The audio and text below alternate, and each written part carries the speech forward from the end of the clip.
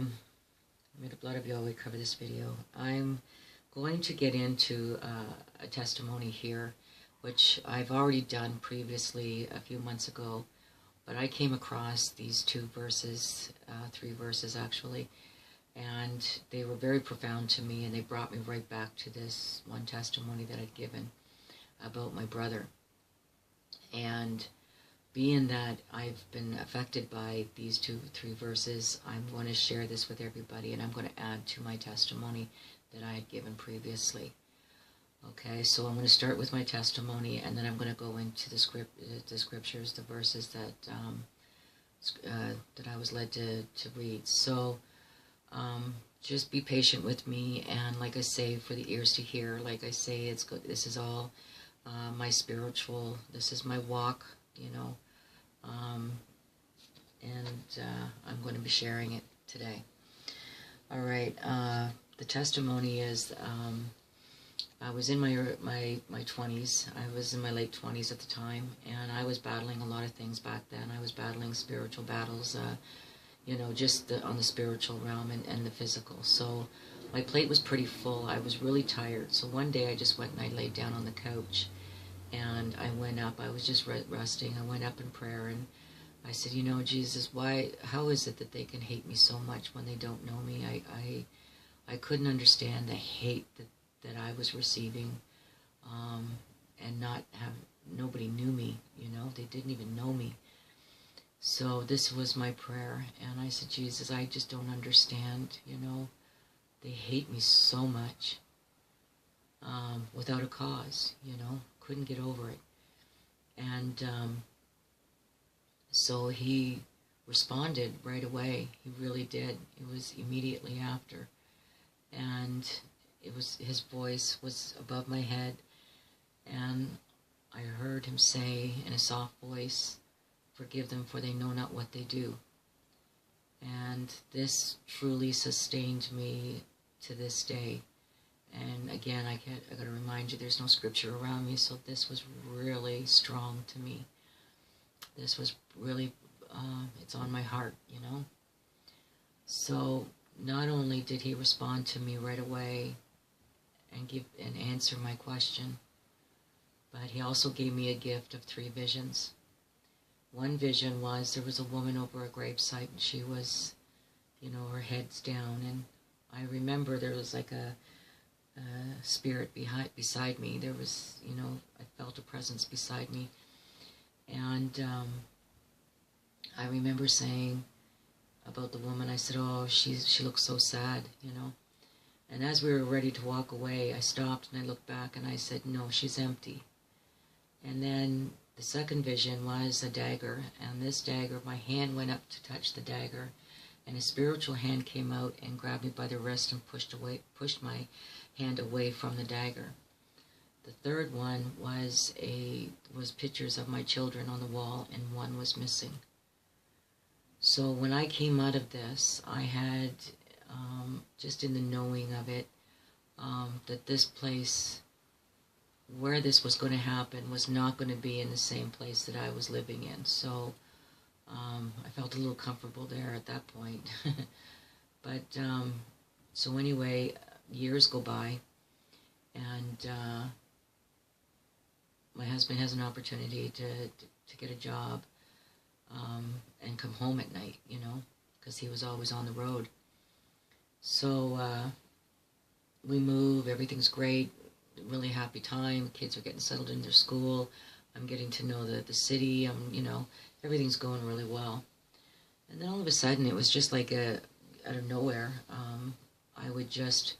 I'd be cleaning the house, everything's good, I'm happy, I'm, you know, just full of joy, you know, and then all of a sudden, within the blink of an eye, I was down on the ground, and I felt such sorrow go through me, and I mean, it was heavy, heavy, heavy. And I just I could not, I just bawled like a baby. And then I was just baffled by it, because I had no reason or rhyme for any of these tears, or to feel that sorrow, that heaviness. And this would happen for a good year, and it would happen like once a day, once a week, 3 times you know, it would depend.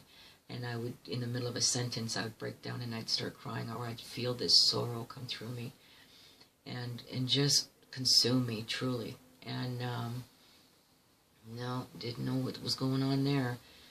And then all of a sudden, it was, one day, it was just like I was quickened, and it was like, I snapped into, to something here, and I thought, oh, I said, this is a different city. And I went straight to Jesus, and I went straight to Jesus and the visions that he showed me. And then I thought, I wonder if this has anything to do with me crying with the sorrow. Okay, so now I'm putting things together here, okay? And so I get a phone call from my brother, and my brother wants to move to the city, and I thought it was just great that my little brother wanted to be with his big sister, and, he grabbed his kids, his family, and then he moved and found a job. Everything was going really well. But, the crying subsided. I didn't cry as much. It just subsided. It wasn't as strong or as powerful. So now he's here just under a year, and now he's sick. He's saying, I'm not feeling good. I'm not, he goes, I'm always tired, So one day it was really bad, and he ended up going to the hospital, and this is where he was diagnosed with cancer. And it was bad. It was, from the time he was diagnosed to the time he left us was 6 weeks. And so it was really quick, So of course, now that I know exactly what Jesus was showing me, and it was my brother. And I really believed that I was mourning for him for that full year, like prior to the diagnosis, okay? So now I have to take a step back and say, okay, I knew this many years ago. I was forewarned by Jesus, and I thought, okay, this is where in the verse it meant patience, right?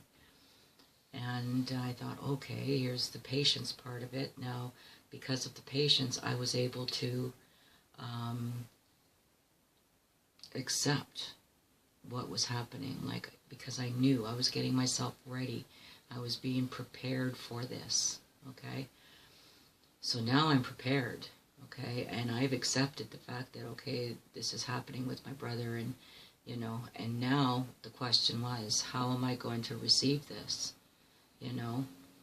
So, of course, that I am going to receive this in a spiritual manner because of the way it came to me, okay?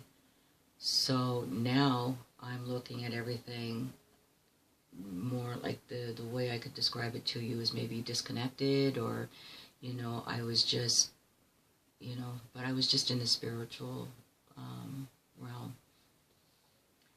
So now we're calling everybody, and, everybody is, hovering around. There's high tension and a lot of crying and a lot of weeping, and, and I wasn't seeing it that way. I was seeing not so much as a loss. I was looking at it through the spiritual eyes, and I started to see this as a birth, and that my brother was going home. And I really believe that, and I'll get into it, but there was a lot of blessings in this, and I believe that he was being prepared. I'll explain that by one day I walked into the room, and he kind of scared me because his eyes just kind of bulged out on him. And he says, "Where's my flowers?" And I knew at that point, I knew right away that the flowers he was talking about was the flowers on his grave. And I knew he was getting himself ready. I knew, because to this day I haven't put flowers on his grave. And nor will I, because I don't do that. Anyway, so that was the first time that I started to really see in what was happening and how he was being directed and guided, and, how he was being, just being prepared.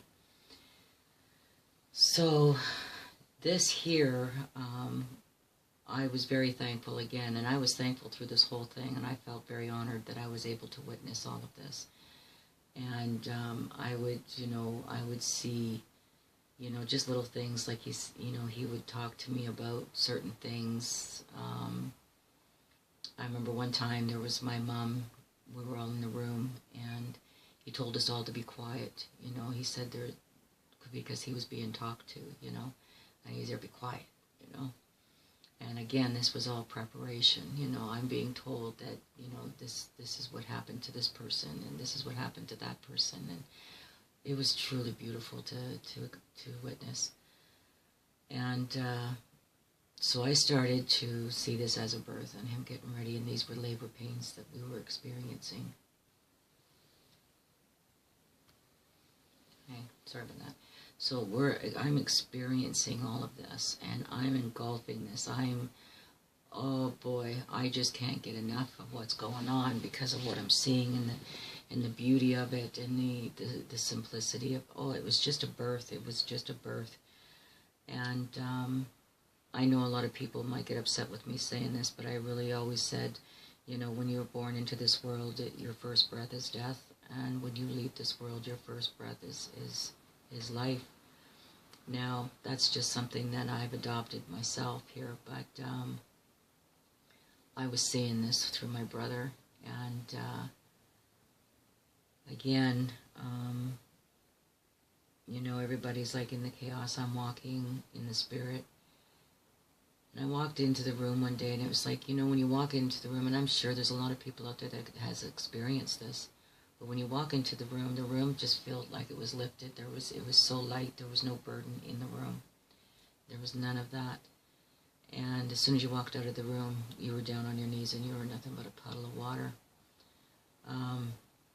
So one day I walked in the room, and my brother had a radio on, and I'm sitting there and telling him a few things about the kids, and I could see him wiggling off the bed, and I'm thinking, oh, David, you can't do that. David, don't do that, you know, because I was so afraid that if he fell, he would have bled to death.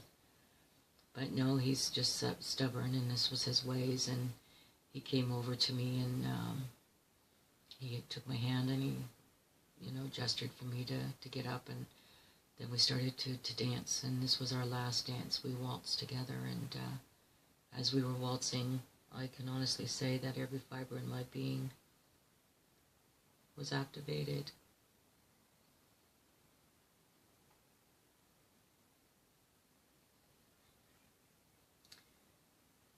I wouldn't change any of this for the world, really, and I just felt the glory of all of this. My brother was just,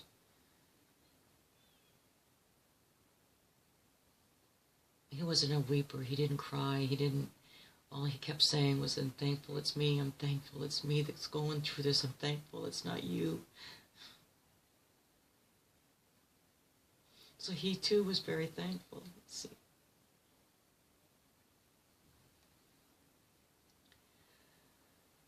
Okay, I'm going to stop right now because I'm running out of time, and I'll just go right into another tape.